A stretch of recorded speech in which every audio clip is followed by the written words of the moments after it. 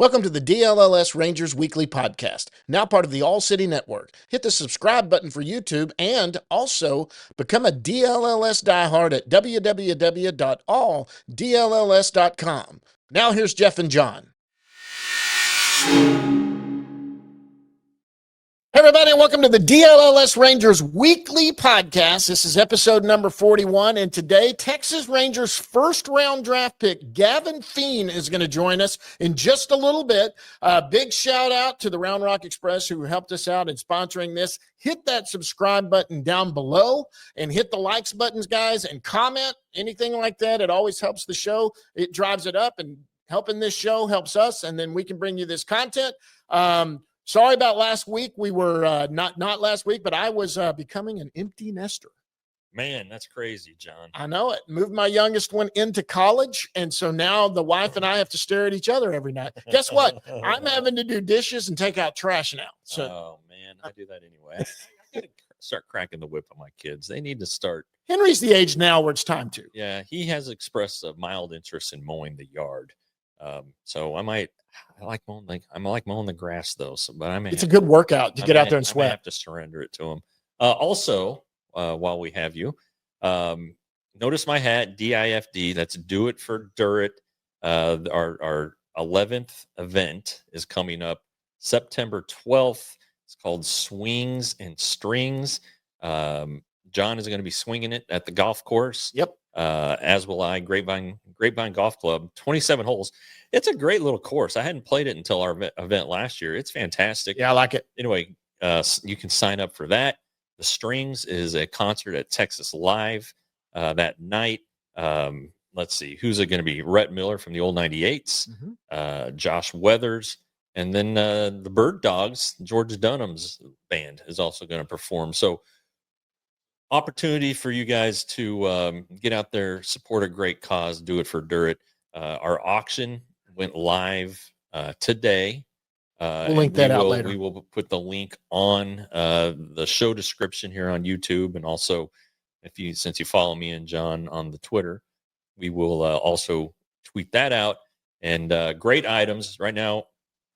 We have just awesome stuff.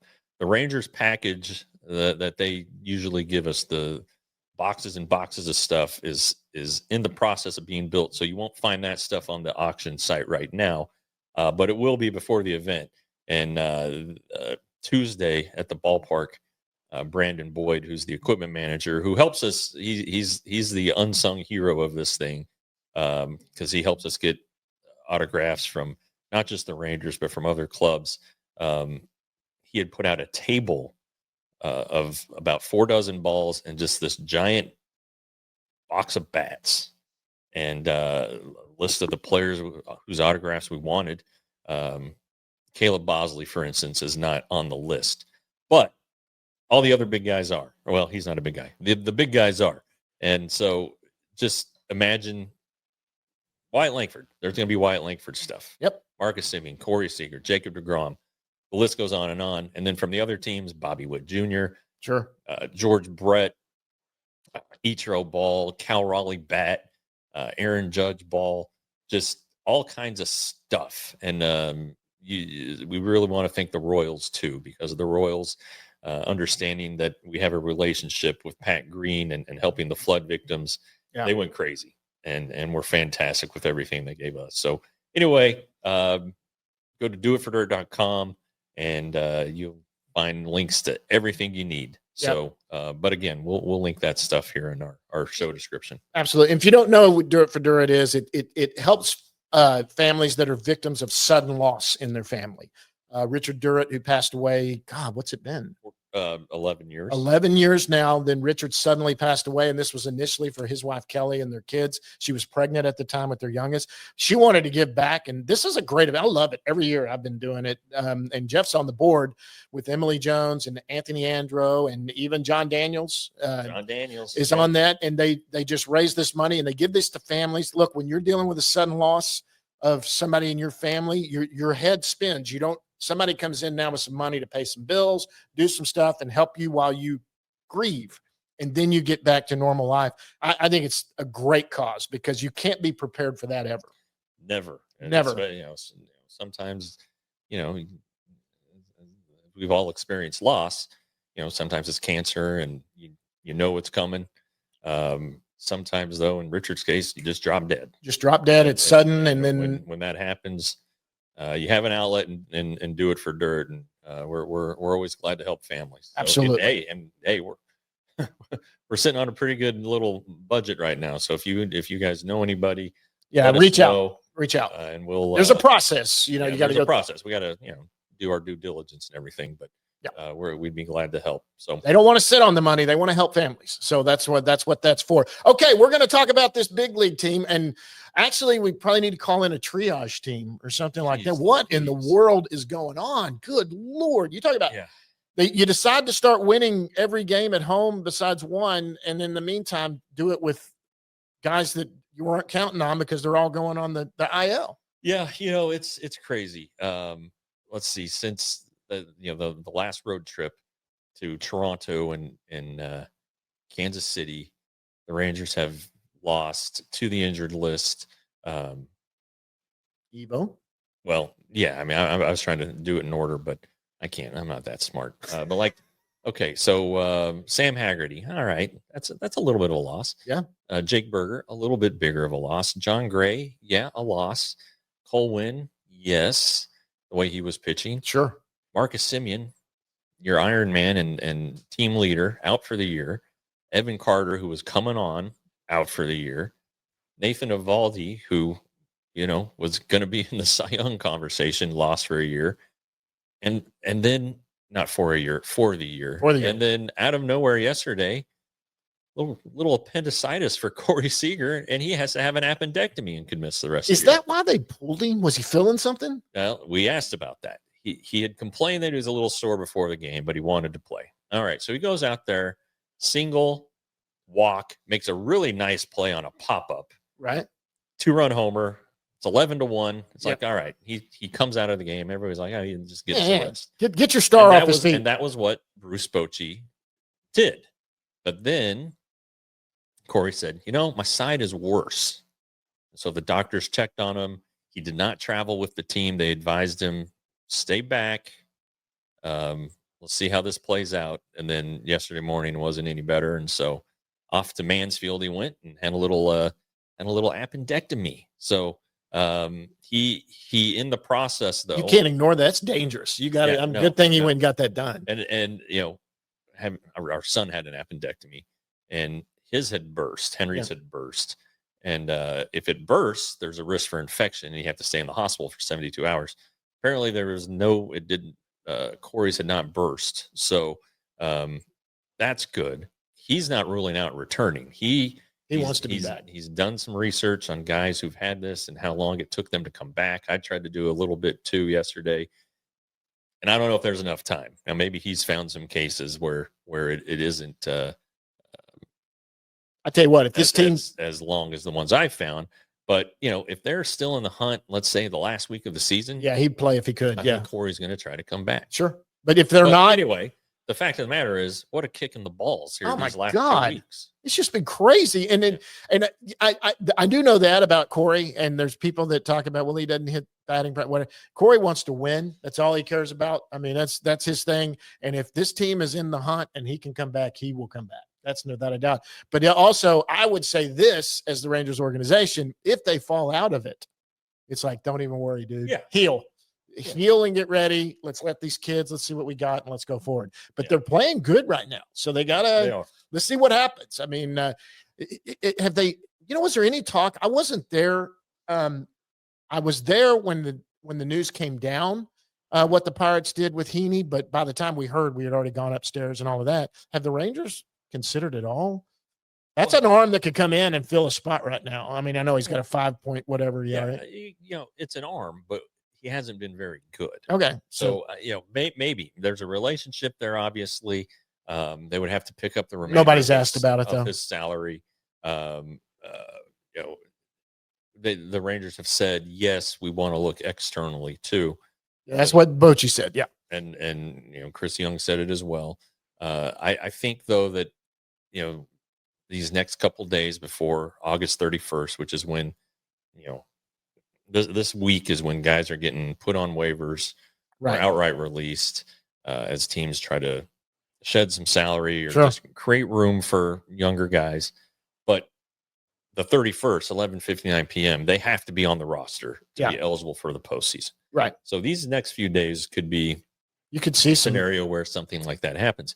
And yeah, Heaney is a guy. But with the Rangers, I don't know that they're in a position to be picking up salary. Okay. And so maybe they can find a guy on a minor league deal, somebody who's a veteran guy who's at AAA right now, kicking butt, and nobody has room for him. Kind of like he was DFA'd, so the Pirates are on the hook for the rest of his salary, right? Was he DFA'd? Yeah, he was DFA'd. All right. Well, yeah, okay. Then he would become an option. But I guess my point being that they are looking externally. So I think Jake Latz is the guy. I think Jake Latz should be in the rotation to start next season. I'll tell you what, I'm bullish on Jake Latz. I'm telling you, and what a big friend of this show. And I was there the other night when they won. You were gone Tuesday. You had the kids. I was there, and we went into the room to talk to Patrick Corbin because he didn't come to the media room. We had to catch him at his locker. So we went over there to talk to him. And as I'm walking out, Latz is coming behind me and said, "Hey, John." And I turned around. I was like, "Hey, are you starting tomorrow night?" And he goes, "I have no idea." I go, "I can guarantee you you're pitching." And he goes, "Oh, I have no doubt I'll be in the game. That's for sure." And so, he had not heard at that point, which was close to 10:30 at night, I guess. And they didn't really make a decision till the next day. But I think everybody thought surely Jake Latz is, unless they did an opener and then pulled him in, because I figured he was expected to at least get 4 or 5 innings, and he went 4 2/3. Is that what he went? I think just 1/3. 1/3. Yeah. But he stretched out a little bit. He is, and I think that's why he went back out for the 5th inning because, the thought before the game was, he'll go, at least 3. 2 to 3 is what Bochy said, and then he was just going longer than that. He worked efficiently. He was kind of on a roll. Didn't have a lot of stressful innings. But anyway, sending him back out for the 5th, it's like, all right, it's another up. Helps him get a little more stretched out in case they don't add anybody. So it made a lot of sense from that perspective. This is he's been a good arm. He's been good when given the opportunity, and I think that he could slide right in there. Okay, so what's the rotation right now? You got Jacob deGrom, you got Patrick Corbin. Well, let's start tonight. Lighter tonight. Kelly. deGrom. And you got Corbin. And then blank. So, probably Jake, unless they add somebody. Flats, an opener, a piggyback scenario. It's not Kamar Rocker, because Kamar Rocker just got to AAA, right? He's in Arizona. He'd been in Arizona. I don't know. He was. Now they did say that he did. I thought I heard he had gone back to AAA, but I knew he had been in Arizona. The last we heard, he was in Arizona. You've been there since me. Working on mechanics and trying to get straightened out. It's not dissimilar from what they did with Jack Leiter a couple of years ago. Now I do have some news because that most of the time, for those that know, I usually don't ask the question because you guys always ask everything that wants to be said. But when we were doing, I don't usually do Bochy because you're there. When we were doing Bochy before the game, everything had kind of died down, ready to go. And I just kind of went, "Hey, I know you've probably answered this and I don't come all the time. What about Tyler Malley?" Yeah. And he was like, he's actually going to be throwing a lot of BP coming up, and then he'll start. But that's a process. He's going to have to go out on rehab, obviously, and do all of that. Towards the middle of the next month, that might be an arm also that could come in, and he would obviously slide right into the rotation, I'm assuming. Yeah, and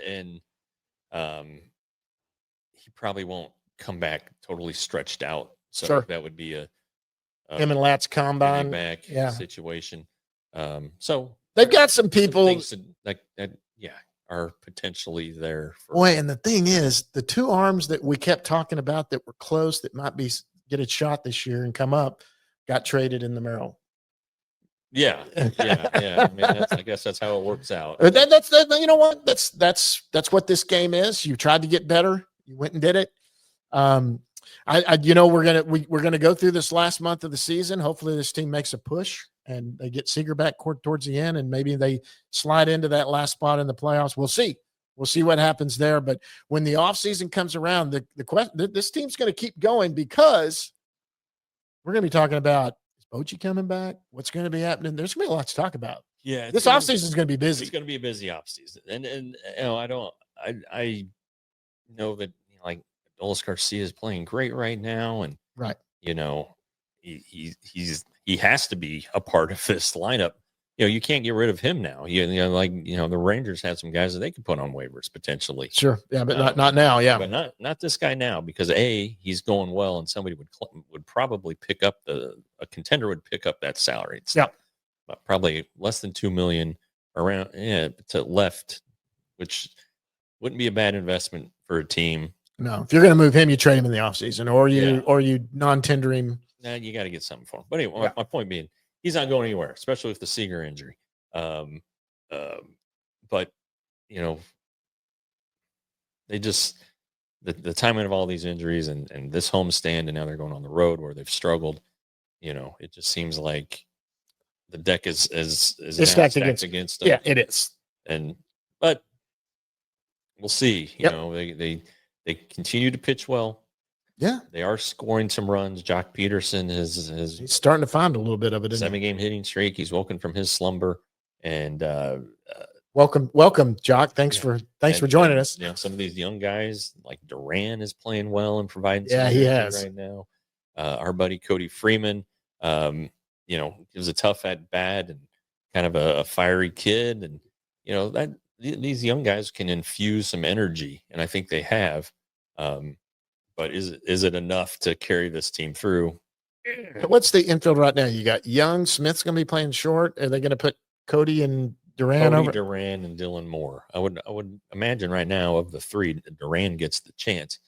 You know, against lefties, they may try to get them all in. Yeah, you know, move Duran to first, move Cody to second. And they've put Cody over there, but I think has Berger gone out on rehab? He has not, but that is that's another thing coming. Pending. When I asked him the other day, so this would have been Wednesday, he said he's traveling with the team to Sacramento, and then you know the next spot on the trip is Arizona. He said that he might go to the complex and bat and get reps and do that. Chris Young on the conference call yesterday, when I mentioned that to him, said, "Well, I haven't heard that." I was like, "Well, okay." I just asked the player. Chris thinks he might end up going to Frisco, and if that's the case, then the soonest he could start the assignment, if he stays with the team all weekend, would be Tuesday. Right. So he would play Tuesday, Wednesday, and be back for the homestand. If they want him sooner, you know, potentially a couple days in Arizona getting swings could work out. Absolutely. What do you think? Let's get Gavin. Yeah. Anything else? No, I just, you know, things are going the right way for the team, and then they take all these body blows. They are still in the hunt playoff wise. Yes, they are. They're above 500 entering this road trip. You know, if they have a good road trip, then maybe there's still a chance, but it really feels like it just wasn't meant to be this year. It kind of seems that way. It stinks, but it is. So it's going to be a busy one this offseason, especially. Maybe this team. I'm till they're mathematically eliminated. As the Ranger fan of the show, I'm pulling for them until they're mathematically eliminated. But you just kind of get the feeling that maybe this is not in the cards. Yeah, and I mean, there's a lot of evidence. I mean, if everybody was healthy, to suggest that it's not in the cards. It was inconsistent. So but now that it is what it is, it isn't looking good. Yep. All right, guys. Right after this, Texas Rangers first round draft pick shortstop Gavin Fien from California is going to join us. He'll be here right after this.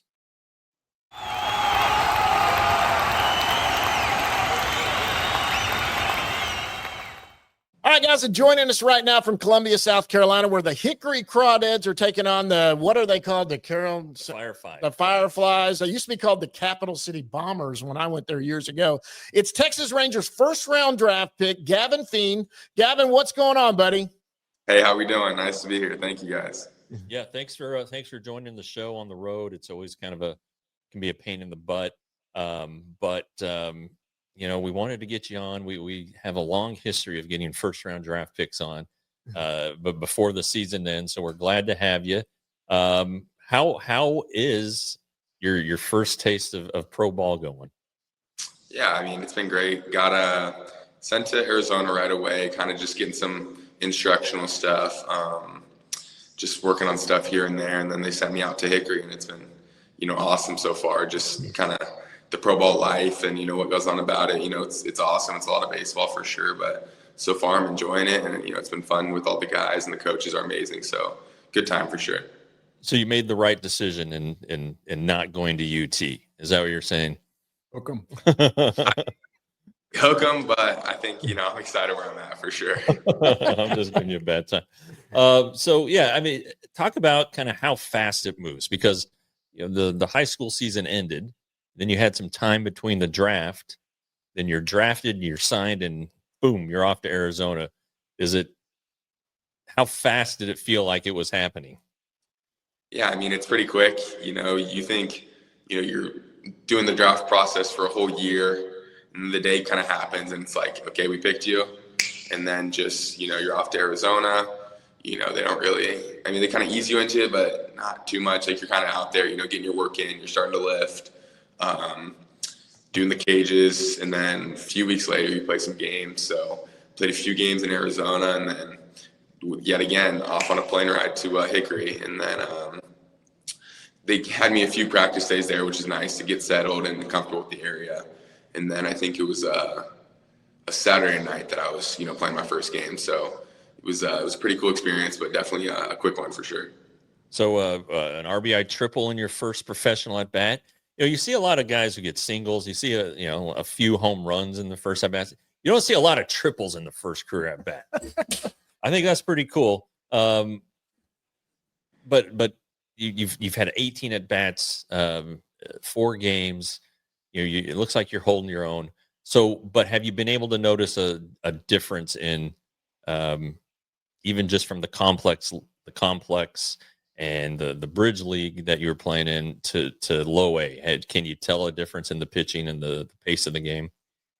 I think obviously talent's there at both leagues and stuff, but here I think it's just a little more consistent. I think that's kind of just how it goes, throughout the minors, just consistency. So, even guys in the 6th through 8th inning, they're still pitching great. They're pitching strong. The hitters are definitely a little more experienced, a little older than the bridge games. So, overall, it's kind of just a little faster game, but nothing too crazy. Just really good ball players for sure. Okay. So, the Rangers hadn't drafted a prep guy since 2018. It was Cole Winn, who's in the majors. He's on the injured list right now. But and maybe it's ridiculous to set goals this early, but there's a long road ahead. How do you plan on taking it? Just I guess what everybody says is you want to stay where your feet are. You don't want to look too far ahead. Is that something that's easy for you to do? Yeah, I think, it's always easier said than done. You want to be in the big leagues and double, triple A, but just being an 18-year-old right now, I'm just trying to, get good at bats off and kind of enjoy where I'm at, this moment. Not too worried about being, promoted really fast. Just kind of, as long as I'm having good at bats and kind of doing my business, then, the promotions and stuff will happen for sure. Yeah. Okay. So when you're feeling good, when you're at your best, what is going on at the plate? What are you able to do? Go ahead and brag about yourself. I think I guess with everyone, but this is what I feel like. It just feels easy. You're kind of just letting it happen. You're just seeing the ball well. Timing feels good. So, so far I've been hitting solid. Just not trying to do too much. This pitching's, the consistency and, the stuff is better than what I've ever seen. So kind of just letting it come to me, trying to, recognize spin, take the balls, and just kind of hit my pitches are really just the goals right now. So it's just a process of being, consistently on time and just making sure that you're, ready every at bat. Yeah. I think you kind of. I guess these first round picks can do a lot of everything. Obviously, where though are your strengths? Do you feel like it's you're going to be a big power guy? Do you or do you consider yourself more of an all around hitter who's going to pop some homers, but also bat? Well, there aren't many 300 hitters these days, but flirt with 300 OPS, higher OPS. Is that how you view yourself? Yeah, I think at least what I like to be is just a complete hitter. A combination of quality at bats with definitely some power in there, kind of letting that naturally happen. But just someone who's kind of complete, not try not to strike out a lot, just compete up there, fight with 2 strikes, take my walks. So kind of just a guy who can, somewhat do it all for sure. Yeah. So you're you're a big guy, no matter what your age is, 6'3", 200, and there's talk that maybe he's got to play third. I know you played first base for Team USA, but this is also the era of big shortstops. So and I think we kind of talked about this the night you're drafted. You look at some of these guys like Corey Seager is a big shortstop. Yeah. You think you can stay at this position? Yeah, I mean, I'm going to stay and work at it as long as I can. Whether the lineup, certain stuff in the lineup puts me off to third or wherever. But right now, just grinding that short, each and every day, trying to master the position and just be more consistent with it. Yeah, I mean, shoot, the Sickery team's got Yulfran Castillo, pretty good shortstop. There's obviously Sebastian Walcott, shortstop, the top prospect. Yeah. But the good thing about guys who play shortstop is they can generally go and play anywhere. Yeah, they're athletic. That's what's good. But right now they just have you working as shortstop. They're not saying, "Hey, why don't you try these positions?" Just that's I guess that's down the road. But right now it's strictly shortstop. Yeah, short third right now. Yofran obviously kind of being the same age as me. Josh Owens, so we all kind of rotate throughout the infield, but especially in practice, mainly short. Yeah, that must be a fun group to be a part of. I mean, work with these guys and yeah, absolutely, internal competition. Make each other sharper. You also have some other guys who are selected with you. Josh Owens, who was the 3rd round pick. How well have you gotten to know him and the 2-way player stuff? Is that pretty cool? Yeah. So we played on Team USA together last summer. Oh, there you go. So we had got to know each other there, and he actually pitched a lot there, and then he came out in the spring and hit really well. So he's kind of a combination of both. So it's been pretty cool to see how he's balancing both with the practicing and stuff. He's pitching tonight actually, so that'll be really cool to see. And he's been great. And Jack Wheeler and Jay McQueen, some of my roommates back in Arizona, all high school guys. So just kind of seeing us all grow has been pretty cool. Yeah. And it's got to be nice, you're away from home. I mean, and there's no transition. It's not like you're getting ready to go to college and you have a few months to prepare for it. Yeah. So how nice is it to know a guy like you do, Josh, but also, some fellow prep guys that you can hang out with and, fight off the homesickness with. Yeah, I mean, that's been huge. Just kind of feeling like you're, just high schoolers again, kind of just having fun with it. Been huge to kind of take off the, ease of not being at home or not seeing your friends. And then, but also the college guys have been so welcoming, whether that's, draft class or here in Hickory. They've brought me in and taught me a lot. So it's a good group that, the Rangers have in their system for sure. Yeah. All right. Gonna let John take over from here because this is these are the questions I like too. I get the baseball side. He gets the fun stuff. I get the fun stuff. I mean, man. Baseball's fun. Let's not get it. Come on, baseball's fun. This is a hook 'em horn here, dude. I don't care. He's always a horn, no matter what. That's where he was headed. So I grew up a Horn fan. I did not go there, Gavin, but my youngest son, who's your age, by the way, got into there. So I'm having fun all the way around. But okay, I hope I say this right. Is it Temecula, California? Yeah, Temecula. Temecula, California is where you're from. You went to Great Oaks High School. I always ask this, were you a multi-sport player? Did you play any other sports or was it just baseball? Yeah, so growing up, played football my whole life, always baseball and football. It was pretty even, was big into football, and then middle school basketball. So pretty much 3 sports, loved all of those. And then got hurt freshman year playing football. So sophomore year and on, just stuck to baseball. So growing up, played everything, but kind of specialized, later in my high school years. Well, let me ask this. So when you played football, you were a pretty big kid. Were you a quarterback? I mean, you're a shortstop. A lot of shortstops are quarterbacks. What'd you play? Yeah, I played quarterback, exactly. So, but it was great. Were you a dual threat or were you more of a pocket presence? What were you back there? I like to think I was both. I go for, but I mean, you can only do so much in freshman football. So, well, if it's the right play call, and everybody does their job, you can get sprung for a nice little run.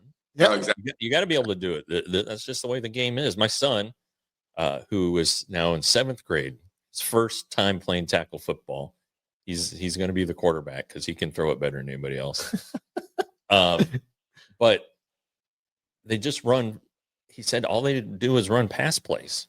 Yeah, everybody's doing it now. They used to not do that when I played. These games are going to take forever. Yep. But he has to. He said he was bragging the other day. He's like, "Man, I had about a 20-yard run at practice." I was like, "All right, good for you," because he's not fast. he's got my speed. So, okay, so you're drafted in the first round. You're taking number 12 overall. I always love this. Now, were you? And I didn't see draft night. Jeff probably knows this answer. Were you in front of the TV? Did you have a family over? You knew you were probably had a chance to go in that first round. You weren't at the draft, were you? No, I was at home with family, obviously, and then some friends and teammates. So I, hope to go high, but it was great, how the Rangers took me, and everyone to be there to enjoy that moment. That's been a part of my life is pretty special. So did you get notified right before? Did they call you and say, "Hey, we're about to take you"? What happened? Take us through that process of somebody getting drafted in the first round. Yeah, so after pick 10, they called my agent and were like, "Yeah, we're gonna take him here," and then that's kind of it. You basically agree to terms, and it's kind of just like that. So it was definitely. So you knew it was coming. You got to sit there and watch it on TV and see it coming and see your name called. Yeah, so I knew it was kind of coming, and everyone around me did too. So they all got excited. So it was cool. All right, guys. You guys have already known that I put up the UT and all of that. Okay, you were a UT commit. That's where you were going to go, is University of Texas. And look, these big powerhouse baseball schools usually have players like you. You're committed to go there, and you lose a few of them to the draft. So obviously, you're taking 12th overall. You were a commit to UT. Were there any other schools in play that you considered going to or maybe committing to before you committed to UT? I committed fairly early, freshman year. So it was a big thing for me is schools. I know you can't commit that early now, but the rules are different. I know what you're saying, but it's crazy. Yeah. Yeah. But SEC was a big thing, that kind of atmosphere. And it just got announced that they're moving to the SEC right when I was starting to talk to schools. So that was very intriguing, and just kind of that atmosphere. Troy Tulowitzki was a big part. Been great, and just if I went there, someone who could mentor me. So kind of all those combined kind of factored in. I was looking at some other SEC schools, but I decided on Texas. How many times did you come to campus? Twice. I went on an unofficial and then the official my senior year. Okay, and so that's because Schloss was, when you first considered and committed, Schloss wasn't there. But then you got a chance to go down there. The facilities are pretty top. That campus is real pretty. I was just on it last week, moving somebody in. So are you going? So I guess obviously tomorrow's the big Texas Ohio State game. Are you going to be hook 'em horns rooting for Texas tomorrow? Oh yeah, I mean, if Arch and them better pull through, because we can't lose that one. So I'm definitely going to be tuning. Okay, that's a hell of an opener. Jeez Louise. I know. I'm glad they did it. Look, I think a lot of these schools need to do that. Play some big schools where it's not going to affect either one. Okay, let's get into some more personal stuff that goes in here. Food. What kind of a food guy are you? What's your favorite type of food? If you're not fast food, we'll get into that in a second. But are you a steak guy? You like seafood, pasta? What is your favorite kind of food? I mean, I'm starting to get into steaks more as I've gotten older. Just a good one. It's legit. I like shrimp a lot. That's Oh, yeah. but What probably kind of cut? You like a ribeye? What do you like? um ribeye sirloin. Like, it's whatever I can get. So it's if I'm out, that's probably the two things that I'm ordering at like a nice restaurant. Okay, so let's go to look. It's very rare. You guys are usually on dietitians, try to keep you guys good, but every once in a while you can't help it. You got to go somewhere and grab some fast food, get some because you. We've said this over and over. You and I have. Baseball players consume a lot of calories because you guys are working out all the time. So if you have to, and it's I've got to go get some fast food somewhere. What's your go-to? Where do you like to go? It's probably between at least not out here, but back home, In-N-Out's definitely the go-to. Yeah. That's a spot. And then probably out here, I was just by my hotel last week. There was a Chick-fil-A. Chick-fil-A is always hits. So probably those two. Always. Hey, you're not. Everybody has Chick-fil-A. They like a good burger joint. Have you had a chance? Have you ever had a Whataburger? That's the big debate. Whataburger and the big debate here. Yeah, here, because when you get to Arizona, they have both. You have Whataburger and In-N-Out. Have you ever tried the Whataburger? I did. It's solid. I mean, I don't know how this is going to affect you, but I don't think it's no In-N-Out. What? No. I actually like In-N-Out. We're not ending the conversation. Yeah, we're not hanging out. We're still going to like you. But yeah. There's some people who might not. I'm just going to let you know. Yeah, you might. You better. Hey, you know what? You get to the big leagues and produce, and they won't care what. They'll buy you In-N-Out. In-N-Out's in Dallas now. So when you get here, you got some In-N-Out around here. I love In-N-Out. It's a good burger. I've never had In-N-Out here because it used to be such a novelty. Yeah. When we would go to the West Coast with the team, and even in Arizona spring training, be like, oh, hey, In-N-Out, cool. Yeah. And now there's one like 2 miles from my house. I'm like, man, I don't know. It's not. I haven't had it in Texas. I've had it in California, Arizona, Nevada. Yeah. So cool. I like them. I guess I'm weird. I do like them. It's It's not. I'm probably more of a Whataburger guy, but if an In-N-Out's there, I have no trouble stopping. I like the In-N-Out. Okay, home cooked meal. Now, if you're going to it's a birthday, special event, you're going to get a good home cooked meal. What's the meal and who's cooking it? Is it mom? Is it grandma? You got a girlfriend that cooks something you really like? What is the best home cooked meal and who cooks it? Probably orange chicken from my mom. Okay. Oh, I like orange chicken. Yeah, I do. On that. So if I just, what do you want for dinner tonight? And I could just pick it'd probably be that for sure. It'd be the orange chicken. All right, that's cool. I like it. Hey, but I need to ask you about your brother, Dylan. Drafted last year, right? How was he during this draft process, helping you, and how has he helped you now that you're off on your own? Oh yeah, just throughout the past year, he did it a year before, so I had such a great stepping stone on what to expect, and just how he helped me throughout the interviews, and how to go about draft workouts and stuff. Just being a junior, kind of watching him grow through his senior year, and then going through it myself. I think that helped me a lot for sure, and prepared me for it. So that was huge. And then post draft, just kind of his experience in pro ball. He obviously had the start of the season before I got drafted, and just kind of what to expect. Kind of what's different from even like the complex versus like single A and stuff. So that was huge to have, and something that I'm very grateful for. In that Yeah, I mean it's going to be once you get to Double A, the Frisco, the Rangers Double A affiliate, and Midland, the A's Double A affiliate, are both in the same league now. They play a lot. They're not, Midland and Frisco about 4 hours apart, but you're going to see each other a lot. Yeah, potentially. That'd be pretty cool. No, I know that'd be sick. Be awesome. Yeah, that would be good. All right, so just a couple more before we get you out of here. In your spare time, I know baseball consumes a lot of your time. What do you do in your spare time? Do you play golf? Do you play video games? You go hunting, fishing? What do you like to do when you get a spare time to do something you want to do? Honestly, golf. That's the big thing. If I'm not playing baseball, especially, it's kind of hard just hitting like righty. So I try not to do too much during like season, but off season, that's definitely the thing. I like to play video games here and there. just hop on the game, kind of decompress, have some fun. Besides that, like being from California, you know, go to the beach here and there, Yeah. stuff like that. And honestly, you know, if all my guys are in town, honestly, just like to hang out with them. Yeah. You know, just hang out, kind of, you know, just be guys and, you know, just kick it. So it's kind of all those things combined are kind of what helped me off the field. So Temecula, a little geography here. You're kind of, I mean, you're close to LA, you're close to San Diego, you're close to Palm Springs. Yeah. Or it's kind of like you're kind of in the middle there. Yeah. Do you go to these different places? Do you prefer like San Diego over LA, or where and you know, like the golf courses, would you rather play near San Diego? Where do you go out and hit it around? Yeah. There's a few locally, but my grandpa, he's a member at a course in San Diego. Okay. Live down there. So I'm a San Diego over LA guy. Yeah, me too. Like San Diego a lot more. Family's down there, and I kind of just like the vibe better. I'm like 50 minutes from the beach, 2 hours from LA, hour 30 from Palm Springs. So kind of in between everything. It's not a bad spot to be in. So it's a cool. Yeah.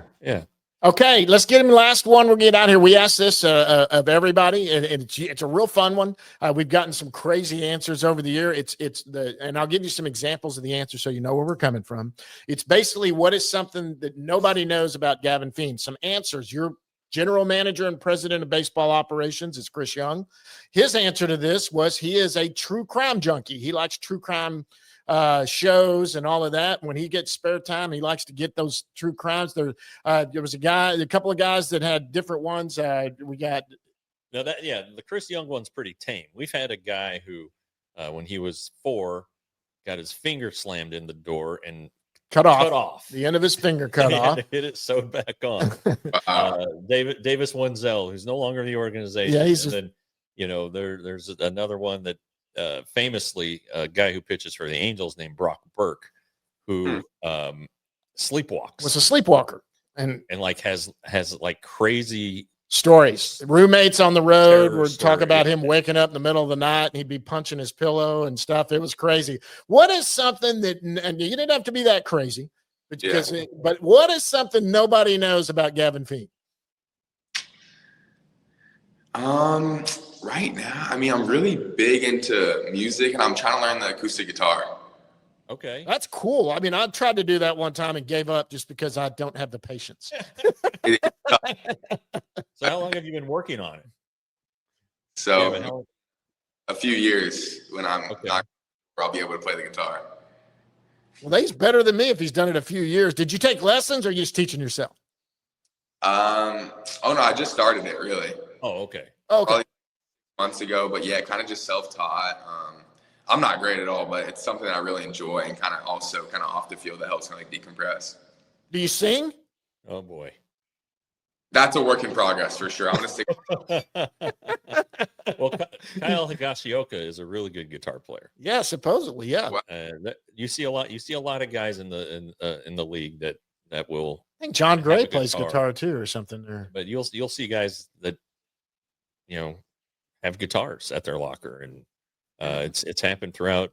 I mean, I've been doing this for 18 years, so it's a good one. I think it does help guys, like you said, decompress and gives them something to do. You guys have busy lives. Different. I mean, you guys, it's a long season. You have busy lives, something to do when you're off the field. Listen, you got anything else for Gavin? No, I think I'm all spent on questions, but this is great. Yeah, it was coming on. I mean, hey, we'll get a hold of you when it's out so you can share it with your family and friends and all of that. It'll be out later today. We'll get it all. The producer will get it all together and get it out for us. Gavin, we really appreciate it. Look, you guys have busy schedules. We're going to see it spring training. We usually get out there and we'll come find you somewhere on the backfield, say hello. And obviously we try to get out some and get to some of the minor league affiliates and see, you're probably not going to hit it this year, but really appreciate the time and coming on here. And just have a good night tonight out at the ball field, and good luck as you move on. Thank you so much. Thank you guys for having me. I appreciate it. All right. That's Gavin Fiend, guys. We're going to go down on the bus leagues right after this. Hey, Hey, a big thanks to Gavin Fiend for joining us right there from South Carolina. That was great. What a good kid. Yeah, looking forward to seeing how this pans out. He's not playing every day, but he's getting a taste. We got to, keep in mind he's only 18, and I know maybe with Sebastian Walcott being only 19, maybe that raises expectations for these teenagers. But he was in he was in high school 3 months ago. High school didn't play every day, right? So high school played twice a week. This is an adjustment for him, and learning the process and all that stuff. So. He'd like to play every day, but they need to. I think if you can say, well, if they're sending him out now, is he going to start at a full season affiliate next year? Sure. And he might, and you kind of remember like Thomas at JC, kind of an example here. He started in the complex league in 21 for like a month, or I guess at the time is extended spring. A month to 6 weeks. Then they sent him to the full season affiliate. I think it was down east then, and played him, 3 or 4 days a week, not every day. Kind of eased him into things. You could see something like that happen next year, or you could just, they could just throw him out there and say, "All right, go for it, let's do it." Yeah. You think he goes to? Is he just going to do instructs, or is he going to? Yeah, he'll go to instructs. You don't think he'll play? He won't play in there. I don't think he'll be in the fall league. No, but that's something that should be happening soon. Learning the fall league. Yeah, the rosters. That's more of your kind of guys right on the verge of the upper minor leagues. And they have a lot of candidates too. Sure. Everybody who's hurt, who's a prospect, has a chance to go to the fall league. To be in the fall league this year. All right, guys. Well, we're going to start at the AAA affiliate. We're going to go down to single A. Everyone else, the ACL has been over with. DSL has finished their season. Yeah, we'll touch on it real quick, but let's start at the AAA level. That's the Round Rock Express, our sponsor, by the way. Big thanks to them. Right now, they're in second place in the second half. They're 30-22, 6-4 in their last 10, and they did win their last game. God, is there anyone else still there? It's slim pickings down there, honestly. Guys who we've always mentioned, guys who either are on the 40-man roster or who have been on the 40-man roster. So Justin Foscue, still down there, doing kind of Justin Foscue things, just kind of having a nice year, but not a great year. He's on the 40-man rosters expand on Monday, so I wonder if maybe he gets an opportunity to come up, even though it would probably be just be temporary. You can just flat add Jake Berger, off the IL, and there's your extra guy. Dustin Harris is having a good rebound season. He started off pretty poorly. Isn't he off the 40? Did they do He is off the 40, but he's come on strong here lately. He's got his average. Remember, the average was around 200 not that long ago. He's up to 274. He's still getting on base. He's still stealing bases. He's not hitting for power. But I wouldn't close the door on Dustin Harris. Yeah. And then Abby Ortiz, since he's been promoted, now he's up to 20 games. He'll have his 20th game tonight.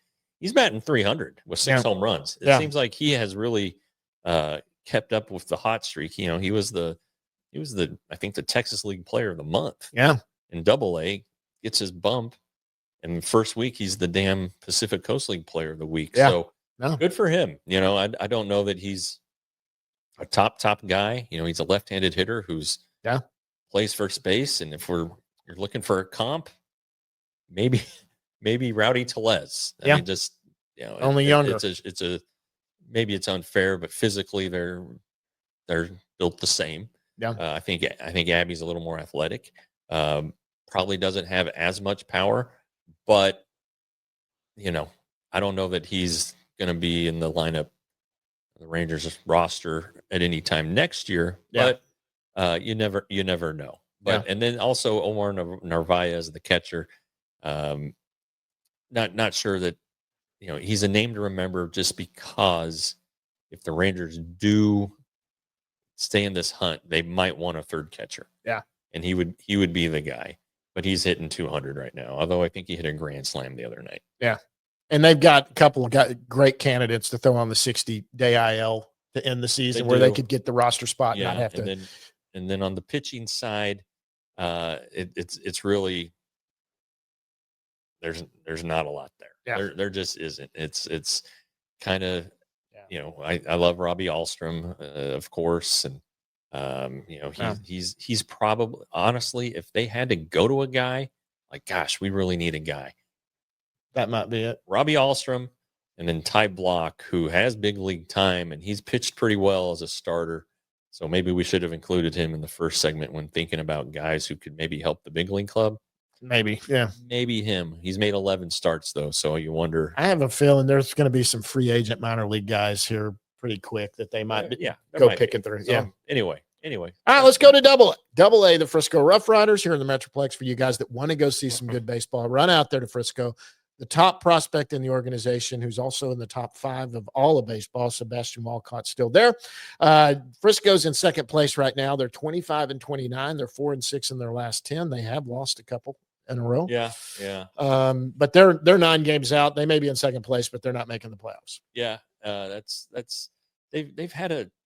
They've had some serious roster turnover. Yeah. With the trades and also just getting some guys from Hub City, the high A team. Sure. But kind of offensively, since our last show, they've had 2 guys hit 3 homers in a game. Cam Cauley did it, and then Aaron Zavala did it the other night. Yeah, he did it last night, I think, or the night 2 before. nights ago, I Was think. it 2 nights ago? Anyway, there were 3 opposite field home runs, which is pretty funny. The Rangers are real happy with Cauley. He still strikes out too much, but he's fast as the Dickens. He's playing some center field. Aaron, he's had a rebound season. I'll give him that. It's still probably not where he was, the first couple of years after he was drafted. Yeah. You mentioned Sebastian. Still just kind of, I don't want to say puttering along. I don't want to say surviving. He's just kind of hanging where he's been for about the last couple months. Hitting 240, the strikeouts to walks still manageable, stealing a lot of bases, stole home the other night. Right. And we asked Ross Fenstermaker on Sunday about Sebastian's season and being mindful that this guy's 19. You kind of look at his numbers; they're still above league average. Yeah. He's still having an above league average season. The Rangers wish he was hitting for a little more power, but 400. He's 422 at bats in too, so he's healthy. He's playing a lot. Does he have to be put on the 40 next year? He doesn't. No, he does not. So they're not going to. So they're not going to do that because they're going to hold on. But he'll be in big league camp. Sure, absolutely. Yeah. Next year. He has a chance. He's not playing in the fall league. I'm thinking he's probably going to. Well, they've talked about it, but it wouldn't be like he wouldn't be the full time. Yeah, primary or priority player. Sometimes they send guys out for a week. Say, get out there and get some ABs and get him on the roster. Let him play a couple days a week. That's been discussed. I don't know if it'll happen or not. Okay. All right, let's go down to high A. Wait. The pitching side. Davalillo's been great since he was called up. And then, so has Jose Corniel since he returned. 0.0 ERA in 5 games, 1 walk, 17 strikeouts. The Rangers are trying to manage his innings, so that's why he hasn't pitched in a while. He's healthy after the Tommy John. This is just part of the program, if you will. Yeah. So he'll get a full season next year. This is good stuff. He's on the 40 man. Yeah. So that's a guy to think about helping at some point next year. Yeah, absolutely. All right, let's go down to the Hub City Spartanburgers, the high A team. They were 30-27. They're in first place. Hey. 30-27. They're 6-4 in their last 10. They did win last night. Yeah. The offense is starting to come around a little bit. And part of our conversation with Ross the other day was this group of hitters, because with the farm system thinned out, where's your attention go? Well, it goes to the previous draft class where Dylan Dreiling, who was on our show early in the season, he was the second round pick last year. Malcolm Moore, the first round pick, is there. They've struggled, but Dylan has come on here a little bit lately. He's got his average, to 225, which isn't a lot, but when you look at this roster, that's probably about average. Yeah. Glider Figueroa keeps hitting home runs. Casey Cook, the third round pick last year, he's starting to show a little more. So was he from North Carolina? he was, Yeah. and so that's you kind of look at how these guys are finishing. This is their first full year, and you kind of have to consider that when you think of everything. But these guys are getting a lot of attention. Right. Anthony Gutierrez, who still isn't hitting for power, he's dealing with a little bit of a arm injury. Nothing serious, but that's potentially why I think he is on the injured list right now. But they don't think it's that bad. Yeah. Then on the pitching side, we do need to mention one guy who's doing very well, and he opened the year at Hickory.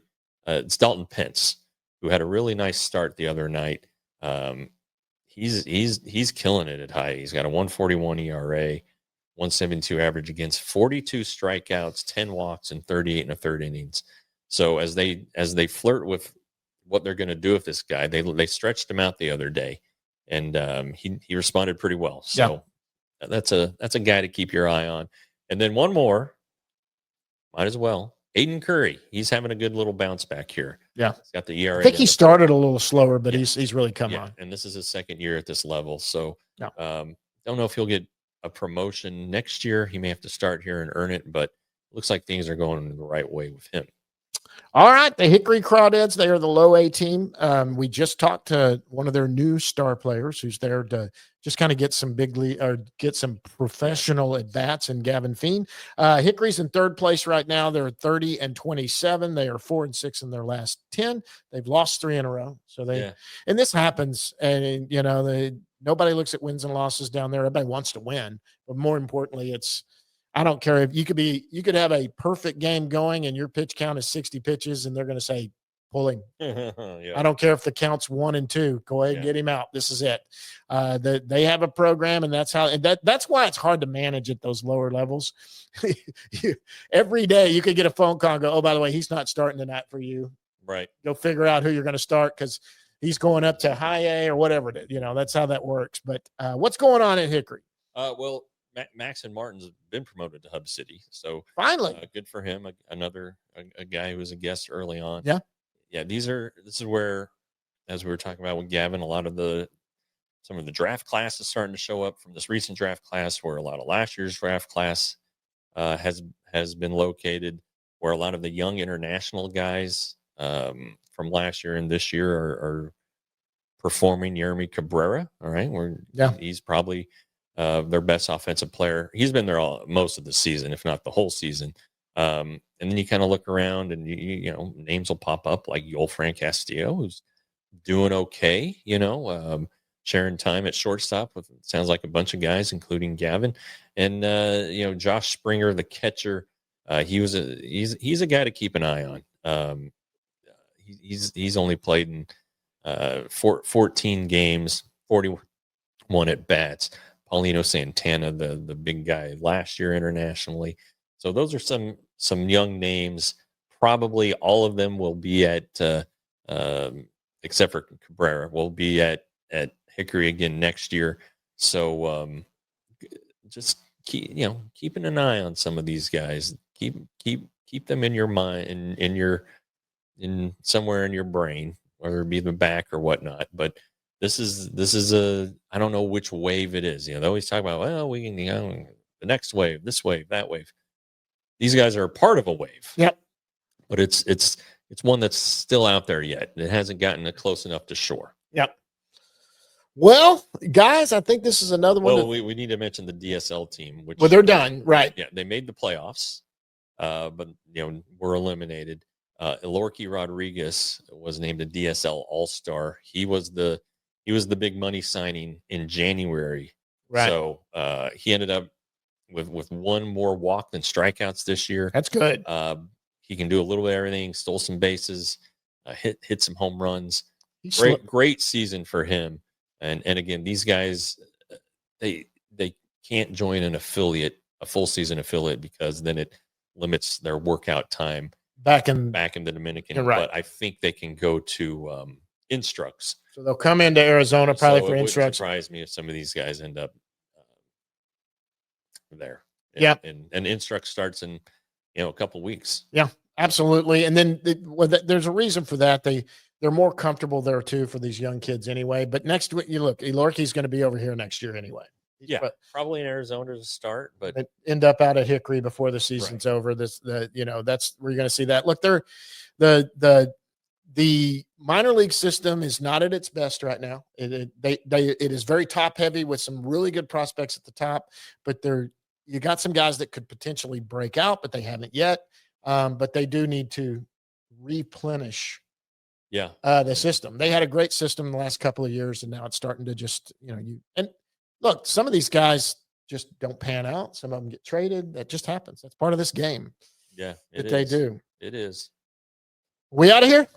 We're done now. Yes. Hey guys, this has been a fun one. I'm so glad that we got Gavin on here. What a great kid. Great to have Gavin on here. We'll be back next week. We'll see now next week is good. The week after that is Do It For Durrett. So maybe next week try to get somebody on here from Do It For Durrett. Yeah, we might be able to do that. And get somebody, and we'll talk about that and really hit on that for it. Guys, thanks for being a part of this one. It's in the can. Thanks to Gavin Fiend. For Gavin Fiend, Jeff Wilson, I'm John Moore. Until next week, we will see you at the yard.